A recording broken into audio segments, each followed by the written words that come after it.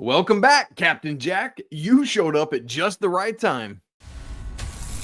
This is Tyler Hansbrough, and you're listening to Locked On Tar Heels. You are Locked On Tar Heels, your daily podcast on the UNC Tar Heels. Part of the Locked On Podcast Network, your team every day. Hey there, it's Monday, February 17th, 2025. Welcome into the Locked On Tar Heels podcast, the only daily North Carolina show out there. I'm your host, Isaac Schade. You're joining me at the place to get your Tar Heels content every single day. It's all part of the Locked On Podcast Network. Thank you so much for making us your first listen or watch on this Monday to get your brand new week started. Shouts to all the everydayers joining us, the Locked On Tar Heels insiders, and our Locked On Tar Heels Discord family. This episode is brought to you by FanDuel. Right now, new FanDuel customers can get $150 in bonus bets if your first $5 bet wins. Coming up on the show today, I want to let you know and remind you, as we do after every game, that we talked at great length in great detail about the game immediately after it Saturday night in our live reaction postcast. Make sure you check that out as well, because there's some stuff that will overlap, but some of it is unique to Saturday. So make sure you watch that on YouTube or go back and download it and listen to it, or do both, right? But coming up today, we got to hit our four corners recap of this game, talk about Carolina's recent struggles at the free throw line, amongst other stuff. Our Shady stat of the game, where no droughts. Thank goodness. It's raining. I'll explain that. We'll get to our weekend whip around, including a massive win over State in Carmichael on Sunday. And I got to tell you, it was too close for comfort. But here's where we got to start, with a little drink of water. No, where we got to start is that Carolina entered Saturday's game with Syracuse in the building formerly known as the Carrier Dome. I just can't call it anything else. Desperate to get back in the win column in order to provide any hope of a run to the NCAA tournament. And that's the hard thing, is there is no exact science to making the NCAA tournament, right? It's like, well, you got to do all these things and blah, blah, blah. And people will often say, you lost that game, you're out. You won this game, you're definitely it, right? Like, there isn't that. And you, aside from winning the conference tournament, literally no team with 100% certainty knows that they're getting it until Selection Sunday.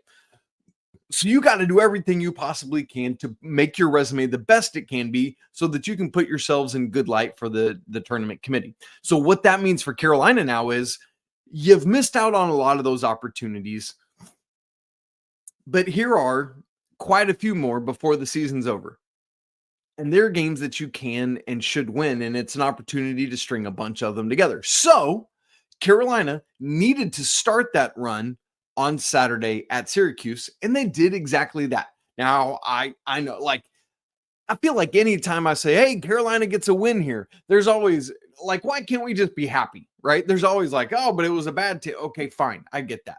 Yes, Syracuse is not good, but Carolina has proven over and over this year that they know how to either lose to or struggle with teams that aren't that great at basketball.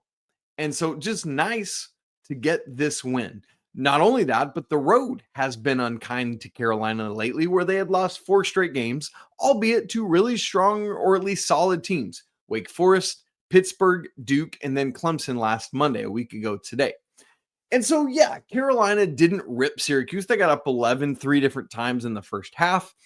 And then it was certainly too close down the stretch, as Carolina, either had some mental mistakes, missed a front end of a 1-and-1, things like that. But they did win, and they did win by 6 points on the road. But the most important thing in all of this to me, aside from just getting that win, which you had to do, is that Captain Jack is back, baby. And I hope that it was not for just this one-off game. I hope that it was a long-term thing for as long as this season goes, because it hadn't been, right? He had been struggling, Ian Jackson, for the last 7 games. But what I want to say today, and the big point here, is that with this version of Ian Jackson, the Tar Heels can absolutely win these next 5 games before Duke comes to town to end the regular season. With that version, Carolina is capable. Now, Other guys around him got to do it as well.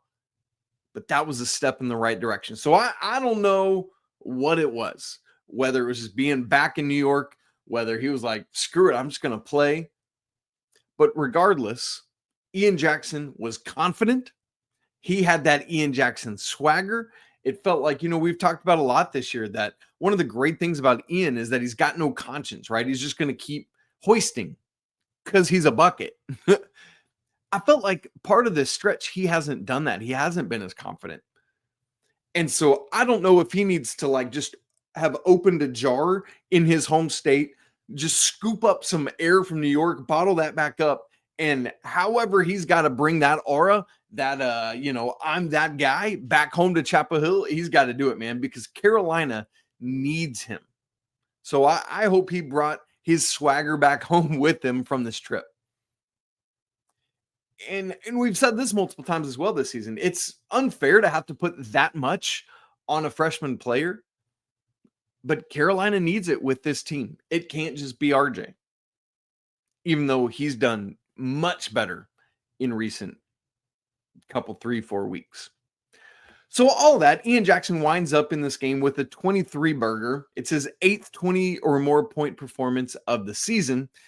And to further prove my point about this performance from Ian coming at just the right time that Carolina needed it, this was the first 20-point scoring effort in the last 5 games. The last time the Tar Heels had a 20-point score was RJ against Boston College back on my birthday in overtime. That was a very sad birthday. We should have killed the Boston College Eagles, dadgummit. But that's to prove to you, the Tar Heels need this from him. And what do you notice that happened because of it? It took a big scoring load off of RJ Davis. Yes, RJ still poured in 16 points. But what it meant is that RJ was able to play the role more of playmaker, distributor, provider in those ways. The dude finishes, the result, 6 assists to just 1 turnover. And with Elliot struggling with his floor game, again, three turnovers in the first 12 minutes of this game, finishes with 4 assists for 4 turnovers. Carolina desperately needed that from RJ. And more to come, by the way, on this tomorrow. I've got some thoughts on Carolina's lineups. And so to have Ian do that, to allow RJ to be like, oh, I don't have to take this scoring load, I can play make, that's a much better combination and much better height, by the way. So I think there might be something there. And then, of course, let's not bury another part of the lead too much. Jaylen Withers, with likely his best game as a Tar Heel. It certainly was his highest scoring game as a Tar Heel. And it comes out after the game that he almost didn't play because he got poked in the eye in practice. He tested out some goggles, pregame, Coach Davis said, and he was like, nah, I'm out. I can't do that.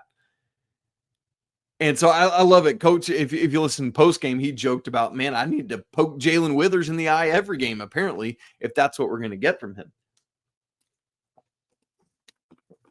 But finding another scoring outlet like that, whether it's Jaylen or somebody else, game in and game out, it can't be, I just said it can't be just RJ. Well, it also can't just be RJ and Ian. To be a team that is difficult to mess with for an opposition, you need 3 scorers at least. 4 would be even better. I mean, honestly, 5 would be better, but 4 scorers really spreads it out. And Carolina, by the way, we talked about this on Saturday. They did that. They had nice balanced scoring in this game, but that needs to be more consistent. Speaking of Jaylen Withers, by the way, I would like to clear up something that was messed up in this game. Not Jalen's fault by any stretch of the imagination. And I'm also not talking about the TV windows that ESPN has set up where we got to figure something out there. I went in on that as well, so I'm not going to do it. But also, I guess I should say, it's not just entirely ESPN's fault, although they could look at different programming windows, but it's the length of these college basketball games. We got to figure out how to get these reviews shorter, whether it's coming, like one of the things I love that MLB does is just immediately send stuff off, to New York or wherever, and they get the answer back. Like just whatever we got to do to move this along quicker has to happen. Anyway, what I am talking about is getting stats correct because these things matter. to these young men, but to the people keeping tabs on them, Jaylen Withers was credited with 3 blocks in this game, and that's great. Here's the only problem. He only actually blocked 1 shot. And you know if I'm telling you this is true, because I am like bloodhound when it comes to sniffing out stats, right? Like I'm keep tabs on so many different stats. I have so many different spreadsheets and charts and all sorts of stuff, which, by the way, is a plug for the Locked On Tar Heels Insiders. If you'd like free access to that, join Locked On Tar Heels Insiders, where you can see every record book and stat sheet and data point that I keep. Anyway, literally, Jay Witt, credited with 3 blocks, only had 1. There was a play early in the game. Jalen Washington had 2 blocks on 1 possession, like boom, boom. The first of those in the scoring was credited to Jaylen Withers. Go watch it. It was clearly Jalen Washington on both of them. You don't believe me? 16:53 of the first half. Go look it up. The second one was the other bookend of this game. There's 2 minutes and just over 2.5 minutes to go in the game, 2:39. And Drake Powell gets this brilliant block to help save things for North Carolina, which, speaking of Jaylen Withers, that 8-0 run was so critical. Carolina, the lead was down to 1 at that point. Much needed. Anyway, Drake Powell has this great block. Jaylen Withers wasn't even really all that close to this one, at least the one that was credited to Jalen, that Jalen Washington actually blocks. Jaylen Withers was right there. This one was wildly obvious that it was Drake Powell, even more so. And again, credited to Jaylen Withers. So I hope these things get fixed for everybody's sake. But anyway, we got to fix these things. Stat keeping has to be better in that way. And another thing I want to say about this game very quickly. Yes, this game wasn't a blowout. Yes, Syracuse kept pushing and Carolina had to keep pushing back out.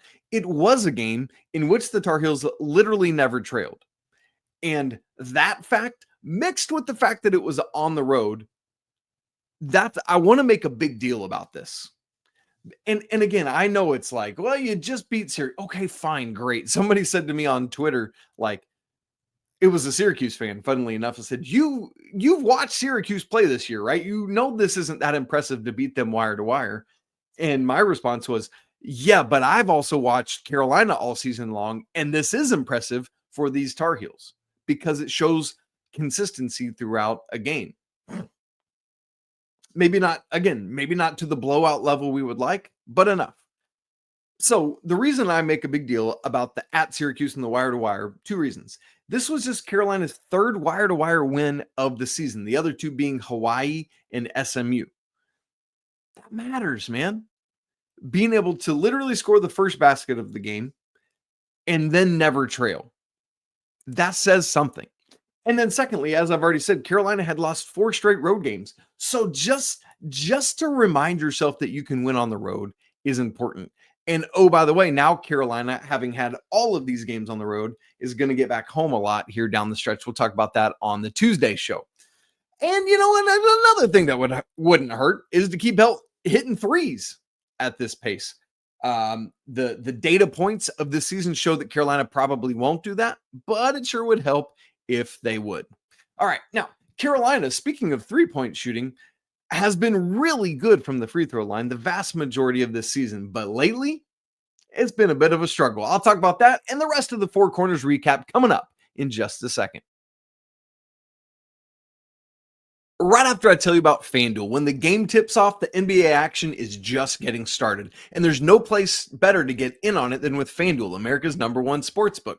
With FanDuel, what you can do is place live bets throughout the game. It's not like you just got to hit it before the game starts and then wait to twiddle your thumbs and see what happens. No, even if you miss the opening tip-off, or maybe you're wanting to bet on a 4th quarter comeback, man, you can stay in on the action. And if you're looking for a bigger payout, you can combine several of these together into a live same-game parlay. It's great because when you win with FanDuel, you get paid instantly. Really interesting, with the Bill Belichick effect is in effect. Carolina already has a win total for football next season. It's set at 7.5 wins. Go check that out right now. New FanDuel customers can get $150 in bonus bets if your first $5 bet wins. Just visit FanDuel.com to check it out today for, again, your shot at $150 in bonus bets. Make every moment more with FanDuel, the official sports betting partner of the NBA. Four Corners recap. Hey, it's time for the Four Corners recap. I promise you, I'm not making a jingle of that. I just felt like singing it for some reason. I don't know. I'm weird. Okay, here we go. Elongated free throw woes for the Tar Heels. At Syracuse, Carolina, thankfully, got back. We've also talked about getting to the free throw line. Carolina had 23 free throw attempts in this game. We will take that. The problem is they only hit 15 of them. That's 65.2%. And as an outlier, that's not a big deal. That happens every now and again. The problem, though, is that Carolina now has a streak of 3 straight games where it's not been great, hovering around 50%. The 65.2 was actually really good. At Clemson on Monday, Carolina was just 5 of 11. That's less than 50%.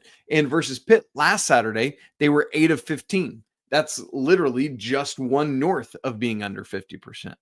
Combined in those 3 games, Carolina shot 28 of 49, which is only 57.1%. That's not good. Now, let's see what happens Wednesday when NC State comes, right? Like, can Carolina get back going again? And to be fair, some of this is who is the person actually getting to the free throw line. You want RJ Davis there. You want Seth Trimble there, for example. These are your best guys. But it's not like last year where Armando Bacot shot the far and above best free throw percentage of his career. And you had multiple guys doing really well from the free throw line. Carolina just needs to be better there. But they did, again, have 23 attempts. That's the 6th time that Carolina has been 20 plus in the 14 ACC games. And you're like, okay, is that good or bad? Well, in the first 12 games of the season, or in the non-con games, Carolina played 12 non-con games, got to the free throw line for 20 or more attempts 8 times in those games.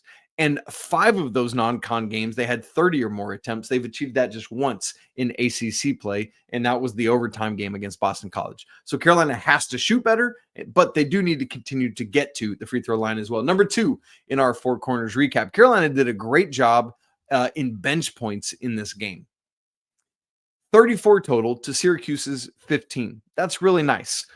And by really nice, I mean it was the highest total of Carolina's ACC play. Now, part of that is Ian Jackson's been coming off the bench the last couple games, and he got going in this one. So that's critically a factor. But not only is this Carolina's highest total of ACC play, it's their highest bench total since LaSalle when they scored 49. Also, 38.6% of Carolina's points came from the bench, which was also the highest total of ACC play. Also, 75 minutes and 44 seconds of combined time played by bench players, the most since LaSalle. So, more time, more points, really good stuff. And you might be thinking to yourself, Isaac, okay, that's great. But Ian Jackson was 23 of that. Yeah, sure. He did the majority of the work with 23 of those 34 points. But the other 2 Tar Heels that came off the bench, Drake Powell and Jalen Washington, each had at least 5 points. 5 for Drake, 6 for Jay Wash. That's nice. That's a good scoring output for the bench. Now, Carolina only played 8 total in this game, so it was those 3 guys. But that's what you need. I often talk about down the stretch of a season, you want an 8-man rotation. That's the sweet spot. With a 9th or 10th that comes in every now and again because of foul trouble or just to get an extra week, whatever it is. But literally just 8 guys in this bench. And those 3 bench players in this game, Jalen Washington, Ian Jackson, Drake Powell, combined to shoot 52.4%, 11 of 21 from the field, and exactly 50% from 3, 7 of 14. Phenomenal. We will take that. That was more than half of Carolina's 3-pointers, 7 of them. Of course, again, 5 of those came from Ian, but good. Now, number 3, in our Four Corners recap, let's stay with Drake Powell because I want to point out something that he's been doing lately. In the last 3 games, Drake Powell has 7 assists and precisely a goose egg's worth of turnovers. 0 turnovers. And the last 2 games, he's had 3 assists each. That's the highest he's ever had. Before these last 2 games, he had never had more than 2 assists in a game. So the last 2 games, 3 assists, the highest total for Drake Powell, and no turnovers in any of those 3 games. And in fact, if you go back, 0 turnovers in 4 of the last 5 for Drake Powell.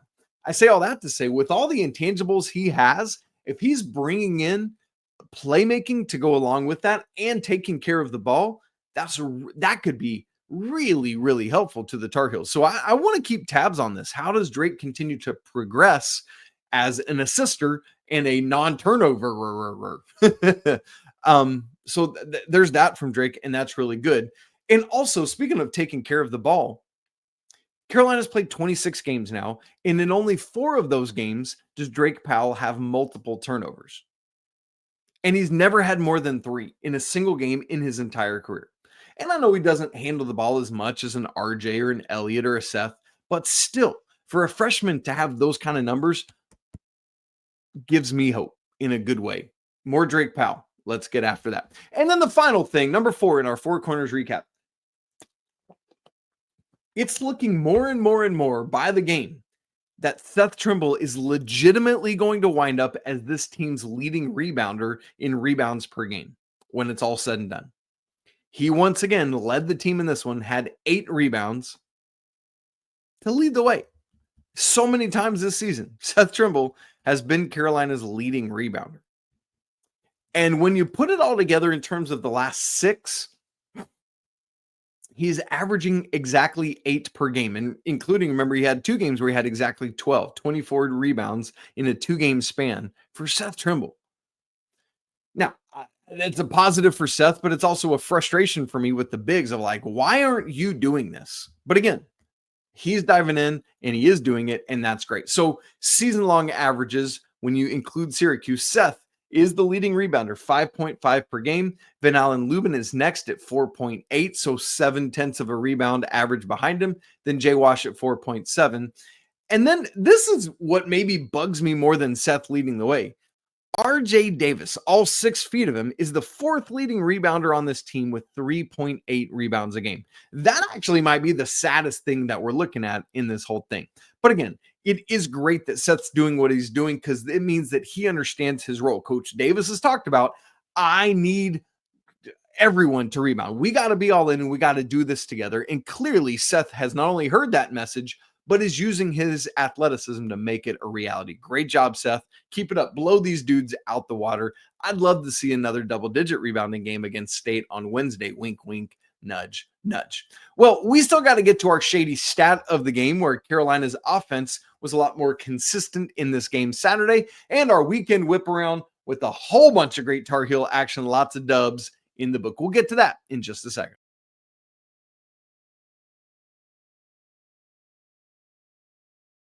It's time for the Shady stat of the game, and the stat is actually an amount of seconds. Not like I ate a slice of pie and I would like seconds, please, but like seconds on the clock. And that number, that key stat, the Shady stat of the game, 161 seconds.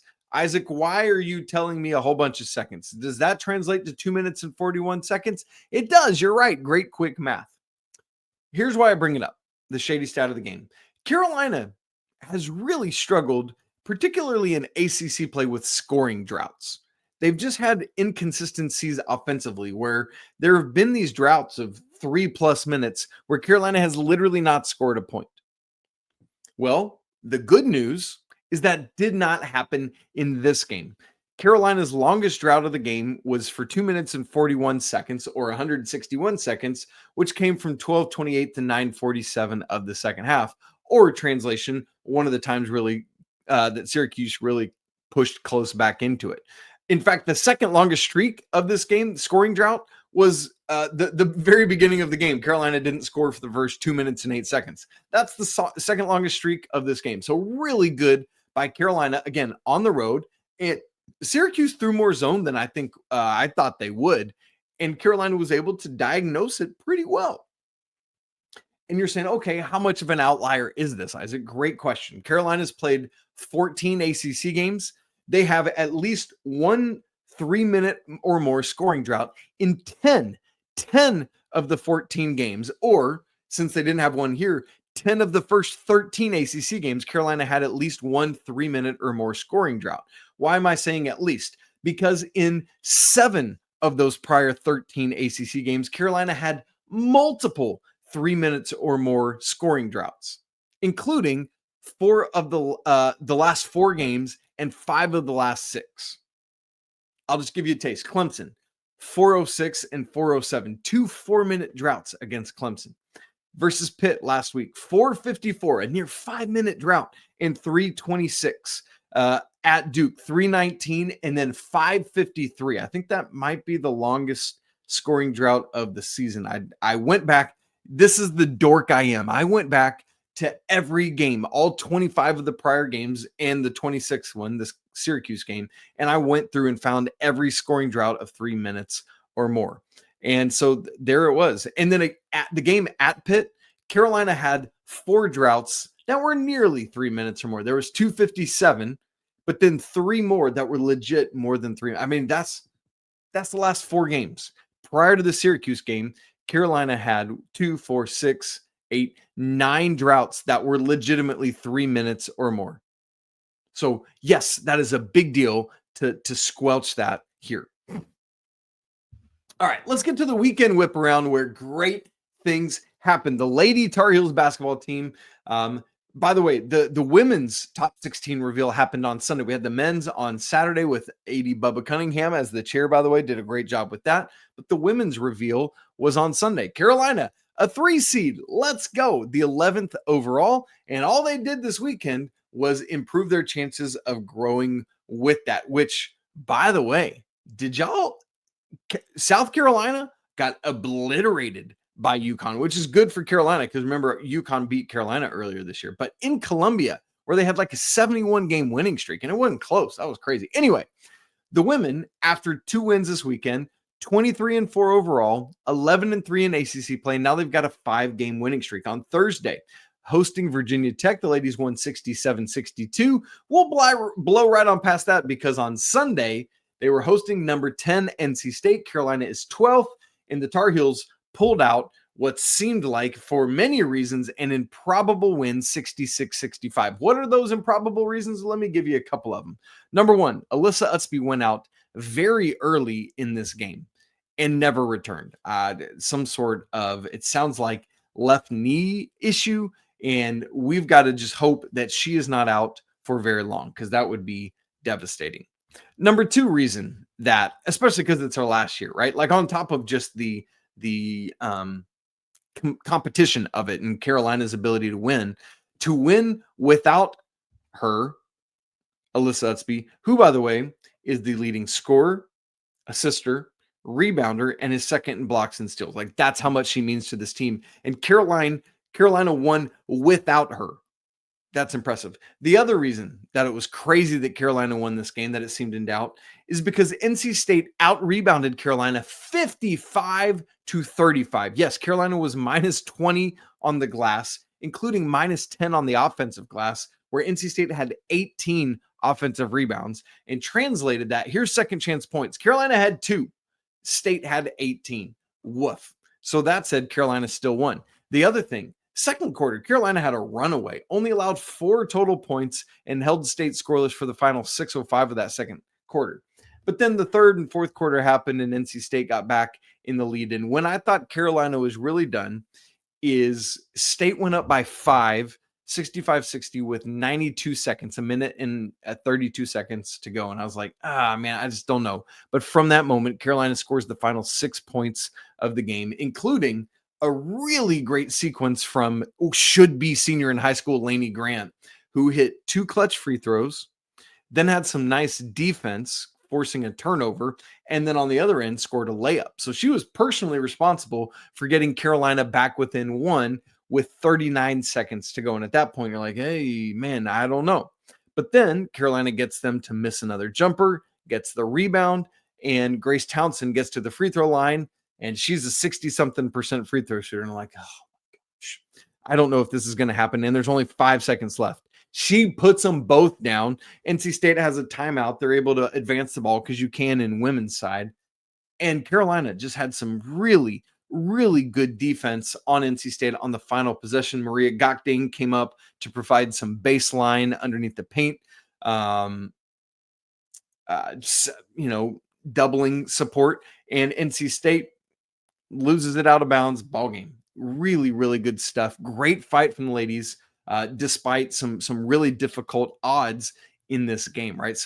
Just if I told you all of that I told you, it's like, oh, Carolina easily loses that game, but thank goodness they don't. 4 regular season games left. 2 of them harder. Louisville, that game is going to be tough, and Duke, obviously that game is going to be tough as well, but then 2 others that are going to be a little bit easier for them. And so there's that. All right, let's go to the Diamond, where both baseball and softball swept their way through this weekend. For baseball, it was their first action of the season, this first official action anyway. They were hosting Texas Tech. The number 6 Tar Heels swept Texas Tech 5-1 Friday, 8-3 Saturday, and 4-2 on Sunday. Let's remember, no more Vance Honeycutt. That's tough. But Kane Kepley has already made his mark in the outfield with some great defensive play. He was 5 of 13 at the plate this weekend.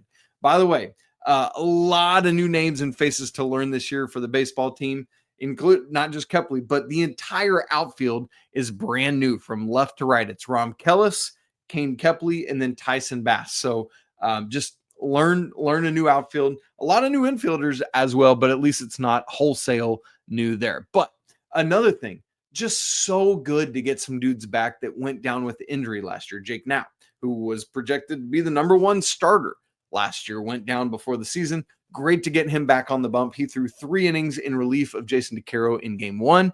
Similarly, Folger Boaz, who was another great starter last year, went down. He threw the final inning in game 2. So hopefully he'll get back and going, and Carolina can get those guys. I think the plan is to get them back into the starting rotation, but we'll see. Just got to get them back fully healthy. A little bit of a schedule flip-flop due to some weather. It was supposed to be North Carolina A&T on Tuesday, Kansas State on Wednesday. Those games flip-flop. So now Carolina will host Kansas State Tuesday at the Bosch, and then Wednesday, North Carolina A&T. Softball had the Tar Heel Invitational this weekend, went 5-0. They're now on a 6-game winning streak in all and 9-2 overall. Beat Drexel twice on Thursday, 8-0, 16-1. Beat on Friday, Princeton 2-0, George Mason 10-2, and then Princeton one more time on Saturday, 9-2. The Tar Heels will be at South Carolina midweek, so we'll keep our eyes on that.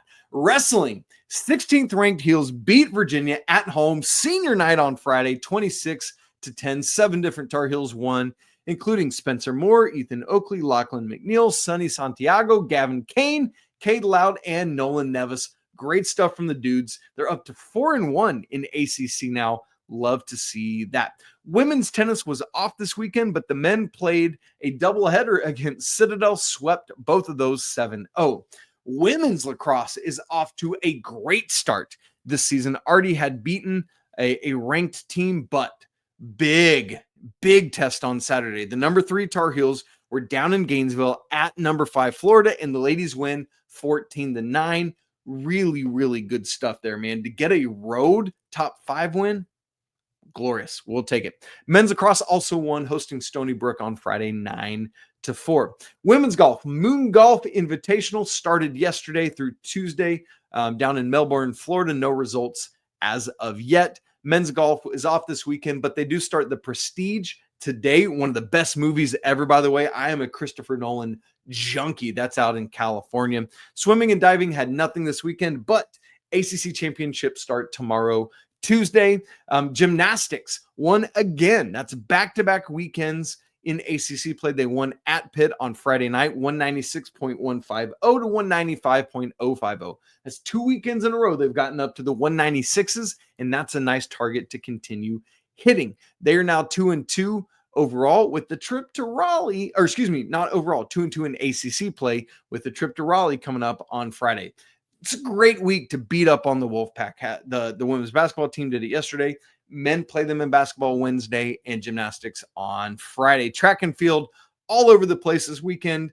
2 different events up in Boston, and then the Tiger Paw Invitational down in Clemson. And so the biggest news of the weekend actually came from those Clemson events, where Tommy Kitchell moves into second place nationally in the shot put with a throw of 20.47 meters, which is also a personal best. Great stuff from him. The other sport in action was fencing. They had the Junior Olympics going on this weekend.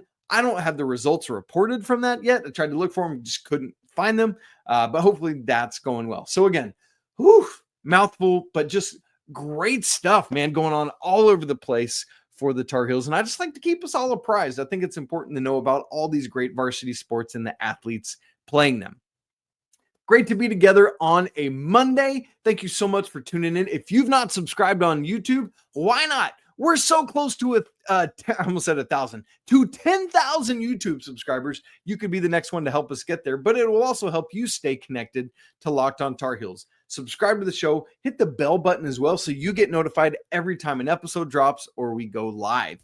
If you've not subscribed to Locked On Tar Heels Insiders, again, let me plug that. A great way to go deep with the show.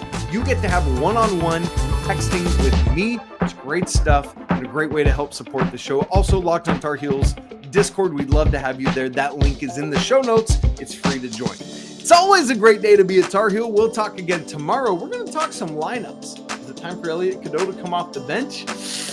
Maybe so. We'll get to that and much more. New stadium proposals, new arena, what? We'll talk about all that and much more on Tuesday. But until then, peace.